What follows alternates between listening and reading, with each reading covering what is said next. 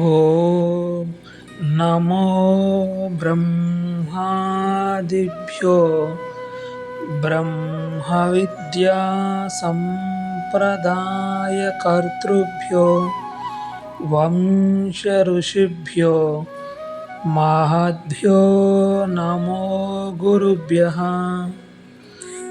మంగళం గురుదేవాయ మహనీయ గుణాత్మనే సర్వలోకశరణ్యాయ సాధురూపాయ మంగళం. హరి ఓం. శ్రీ గురుభ్యో నమః. కూజంతం రామ రామేతి మధురం మధురాక్షరం ఆరుహ్య కవితా శాఖాం వందే వాల్మీకి కోకిలం. బ్రహ్మ మానస సంభూతం బ్రహ్మ బోధన తత్పరం యోగివర్యం ఋషిశ్రేష్టం వశిష్టం సద్గురుం భజే. హరి ఓం. వ్యాస మహర్షి చెప్తున్నారండి, నాయన నువ్వు అడిగిన ప్రశ్నల్లో ముఖ్యమైనవి రెండు. ఒకటి, ఈ సంసారం ఎవరికి పట్టింది. రెండు, ఎలా పోతుంది. పోయే మాట తర్వాత చూద్దాం, ముందు అసలు ఎవరికి పట్టిందో అది ఆలోచిద్దాం. నువ్వు కూడా ఆలోచన చేసావు కదా, ఈ సంసారం నా దేహానిక, నా ఇంద్రియాలక, నా మనస్సుక, నా ప్రాణానిక, లేక వీటి సముదాయానిక, లేక నిర్వికార చిన్మాత్రానిక అని నువ్వు నన్ను అడిగావు. వీటిలో ఎవరికి సంసారం పడితే మాత్రం నీకెందుకు ఏడుపు. నీ ఏడుపు ఎందుకో తెలియాలంటే నువ్వు ఎవరో తెలియాలి. మొదటగా అది ఆలోచించు. నీవే అన్నావు, ఈ సంసారం దేహానిక, ఇంద్రియాలక, మనస్సుక, ప్రాణానిక అని. మొదటగా దేహాన్ని పరిశీలిద్దాం. ఈ దేహము నువ్వు అయ్యే అవకాశం ఉందా? నువ్వు దేహమా? ఈ దేహం నేనే అనేందుకు కూడా వీలు లేదు. ఎలా అంటావా? ఒక్కొక్కసారి నువ్వే అంటావు ఇది నా దేహము అని. ఇది నా ఇల్లు అన్నప్పుడు నువ్వు వేరు ఇల్లు వేరు కదా. అలాగే ఇది నా దేహము అన్నప్పుడు దేహము వేరు నువ్వు వేరు కదా.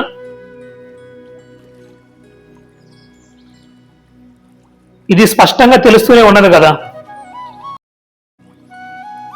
ఇది నా పుస్తకము అన్నప్పుడు పుస్తకము నేను ఒకటి కాదు కదా. అలాగే ఇది నా దేహము అని మనమే అంటున్నాం కనుక మనము దేహము అయ్యే అవకాశమే లేదు.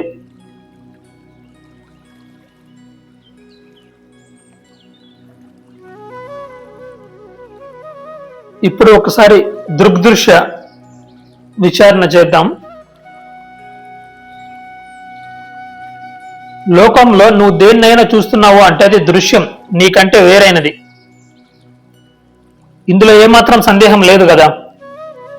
నీవు ఒక చెట్టును చూస్తున్నావు అంటే ఆ చెట్టు దృశ్యం, నీవు ద్రష్ట. నీవు చూసేవాడివి దృక్. ద్రష్ట దృక్ రెండు ఒకటే. నీవు దృక్, చెట్టు దృశ్యం. ఆ చెట్టు నీ చేత చూడబడుతూ ఉన్నది. అంటే దృశ్యము నీకంటే వేరుగా ఉండి నీ చేత చూడబడుతూ ఉన్నది. నీ చేత చూడబడుతూ ఉన్నది నీకంటే వేరుగా ఉన్నది అనే కదా అర్థం. అది నువ్వు కాదు కదా. ఆ చెట్టు నువ్వు ఒకటి అవుతారా? నీ ఎదురుగా ఒక చెట్టు ఉన్నది, ఆ చెట్టును నువ్వు చూస్తున్నావు. చెట్టు దృశ్యము, నువ్వు దృక్. ఈ దృక్ ఎదురుగా ఉన్న చెట్టు అనే దృశ్యాన్ని చూస్తూ ఉన్నది. ఇప్పుడు ఆ దృశ్యము ఈ దృక్ చేత చూడబడుతూ ఉన్నది. ఈ దృక్ దృశ్యము ఒకటవుతారా? అవ్వరు కదా. రెండు వేరు. ఒకటి మరొక దాని చేత తెలియబడుతూ ఉన్నది. తెలుసుకునేది తెలియబడే దానికన్నా అన్యంగా ఉండి అన్నిటినీ తెలుసుకుంటూ ఉన్నది.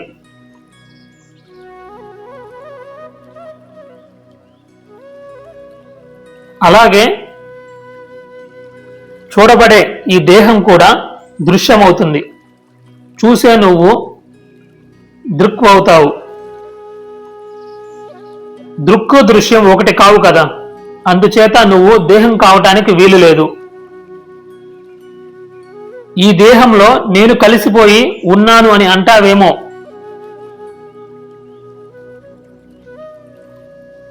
ఇలా అన్నా కూడా దేహం వేరు నువ్వు వేరు అని ఒప్పుకున్నట్లే. ఎలాగో ఒక ఉదాహరణ చెప్తాను విను.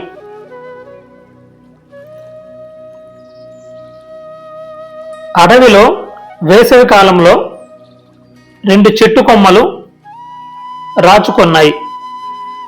మనం తరచుగా చూస్తూ ఉంటాం కదండి. ఇది అరణ్యాల్లో అగ్ని నిప్పు దావాలనంలా వ్యాపించి అడవినంతా తగలబెడుతుంది. ఆ నిప్పు ఎక్కడి నుంచి పుట్టింది?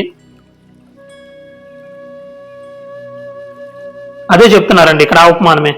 అడవిలో వేసవి కాలంలో 2 చెట్టు కొమ్మలు రాచుకున్నాయి.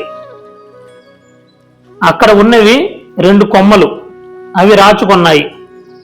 మధ్యలో ఈ నిప్పు ఎక్కడి నుంచి వచ్చింది?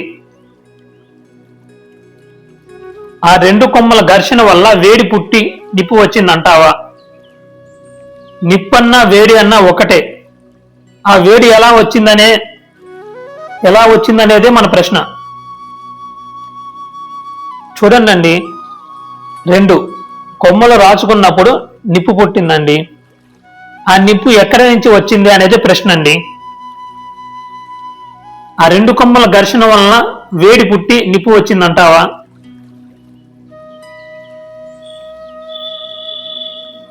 చూడు, ప్రపంచంలో ఏ వస్తువు శూన్యంలో నుంచి ఊడిపడదు. ఒక మట్టి ముద్దలోంచి కుండ వచ్చింది అంటే కుండగా మారే స్వభావం ఆ మట్టి ముద్దలోనే స్వతహాగా ఉందని మనం తెలుసుకోవాలి.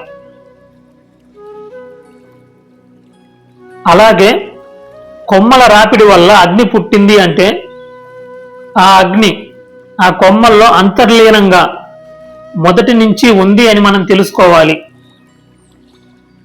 ఏదైనా ఉన్నదే వస్తుందండి, లేనిది ఎలా వస్తుందండి? అలా కొమ్మల రాపిడి వల్ల అగ్ని పుట్టింది అంటే ఆ అగ్ని కొమ్మల్లో అంతర్లీనంగా మొదటి నుంచి ఉందని మనం తెలుసుకోవాలి. కొమ్మల్లో అంతర్లీనంగా ఉన్న అగ్ని రాపిడి అనే ప్రక్రియ వల్ల బహిర్గతం అవుతోంది. సరే, ఇప్పుడు కొమ్మ, అగ్ని అనే 2 వస్తువులు ఉన్నాయి కదా. వీటిలో అగ్ని ఆ కొమ్మలో పూర్తిగా కలిసిపోయింది. నీవు ప్రశ్న వేసావు కదా, ఈ దేహంలో నేను కలిసిపోయి ఉన్నాను అని అంటావేమో.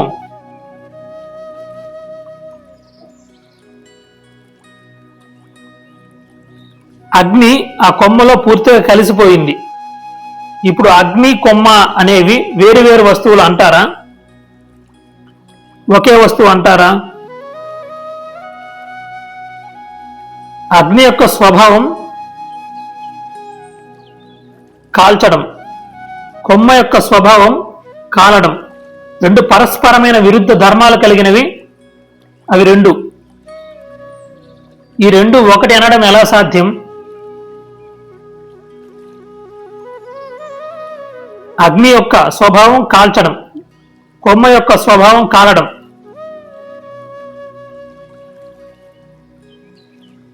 ఇవి 2 ఒకటనడం సాధ్యం కాదు. కొమ్మలోనే అగ్ని కలిసిపోయి ఉన్నా కూడా అగ్ని, కొమ్మ ఒకటి కావు.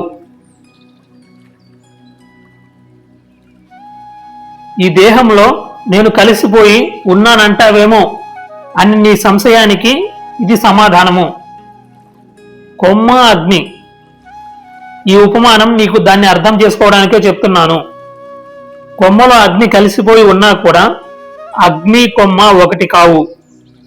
అలాగే ఈ దేహంలో నీవు కలిసిపోయి ఉన్నా కూడా నీవు, ఈ దేహము ఒకటి అనడానికి వీలు లేదు.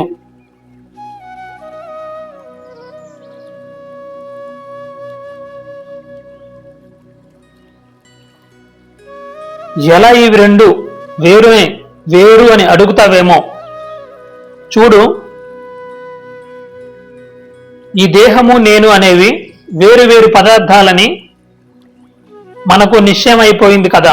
వీటిలో నేను అని దేన్ని మనం వ్యవహరిస్తున్నామో అది చైతన్యం గల పదార్థం. అంటే అది స్వతంత్రంగా ఆలోచించగలదు, కదలగలదు, సుఖదుఖాలను అనుభవించగలదు. కానీ దేహానికి ఈ లక్షణాలు ఏవీ లేవు. ఈ దేహం జడం. శరీరంలో నుంచి జీవుడు ఎగిరిపోయాక అది శవమై పడిపోతుంది. మనం చూస్తూనే ఉన్నాం కదా. కనుక ఈ శరీరం జడం.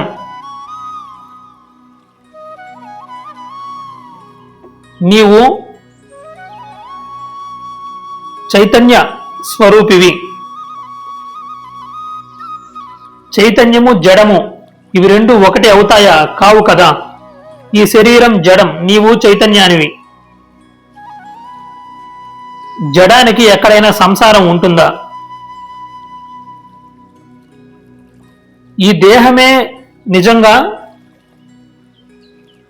చెలించేటట్లయితే, సుఖదుఖాలను అనుభవించేటట్లయితే, దేనికైనా స్పందించేటట్లయితే, గాఢ నిద్రలో ఉన్నప్పుడు ఈ దేహం ఏమన్నా స్పందిస్తుందా అండి?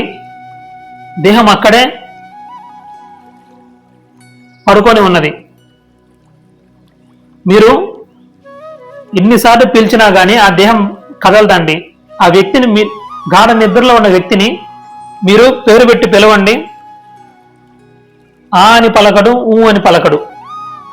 అసలు ఎటువంటి చలనము ఉండదండి, స్పందించదు. అసలు ఎటువంటి విషయాలకి స్పందించడు. నిజంగా ఈ దేహమే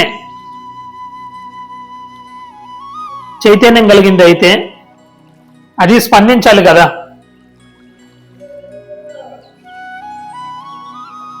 ఇంటిలోకి దొంగ ప్రవేశించి సామాన్లన్నీ దోచుకుని వెళ్తున్నాడు.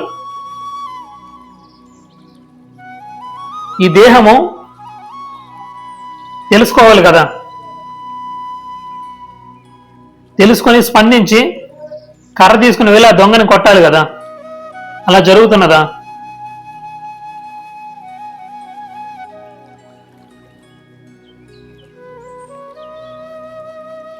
నిద్రలో ఉన్నప్పుడు ఏమి జరిగినా కానీ ఈ దేహానికి ఏమి తెలియదండి. ఎందుకంటే ఇది జడం, దేనికి స్పందించలేదు, దేన్ని అనుభవించలేదు, స్వతంత్రంగా కదలలేదు.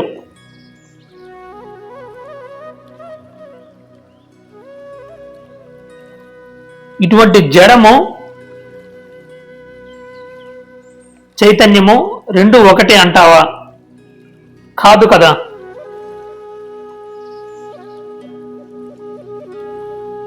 కావున జడానికి ఎక్కడైనా సంసారం ఉంటుందా? అది సుఖదుఖాలను ఏమైనా అనుభవిస్తుందా?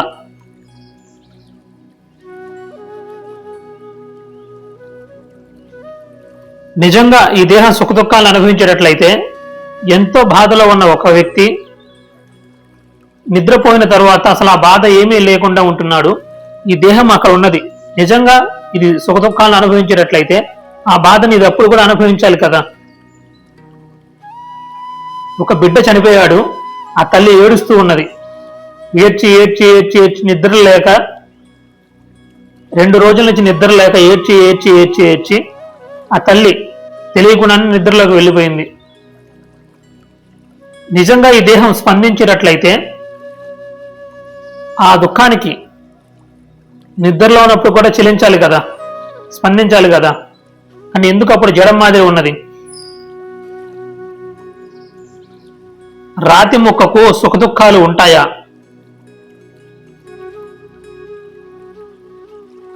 కనుక నాయన,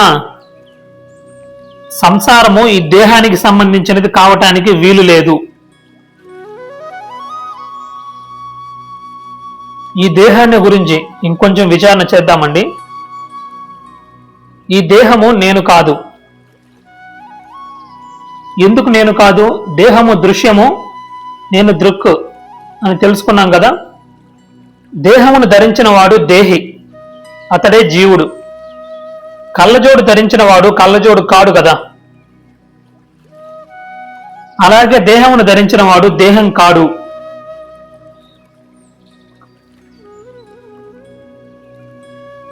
పుట్టుకకు ముందు దేహం లేదు, మరణించిన తరువాత ఉండదు. కనిపిస్తూ కనుమరుగయ్యేదే దేహము. కనిపించేటప్పుడు కూడా ఇది ఒక విధంగా లేదు, మారిపోతూ ఉన్నది, అనేక మార్పులు చెందుతూ ఉన్నది.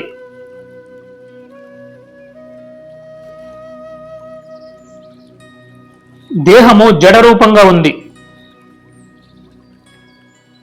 దేహంలో అనేక మార్పులు వస్తూ ఉన్నాయి, అవన్నీ నాకు తెలుస్తూ ఉన్నాయి. చూడండి, చిన్నప్పుడు ఉన్న శరీరము ఇప్పుడు లేదండి. బాల్యంలో ఉన్న మీ దేహము అలా ఇప్పుడు లేదు. ఇప్పుడు ఉన్నట్లు వార్ధక్యంలో ఉండబోదు. దేహంలో ప్రతి క్షణం అనేక మార్పులు జరుగుతూ ఉంటాయి.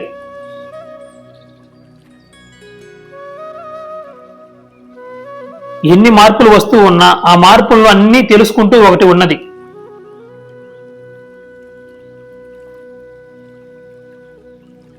ఎప్పుడైతే ఒకటి ఇంకొక దాని చేత తెలియబడుతూ ఉన్నదో, ఒక దానిని ఇంకొకటి తెలుసుకుంటూ ఉన్నదో, అది తెలియబడే దానికన్నా అన్యంగా ఉన్నది అనే అర్థం. దేహంలో మార్పు చెందిన, దేహంలో ఏదైనా మార్పు వచ్చినా, లేదా దేహంలో ఏదైనా అవయవ లోపం జరిగినా అన్నింటినీ తెలుసుకునే నేను మటుకు మారడం లేదండి. అందుకే ఈ దేహం నేను కాదండి. నేను సాక్షిగా ఉండి ఈ దేహాన్ని తెలుసుకుంటూ ఉన్నాను, చూస్తూ ఉన్నాను.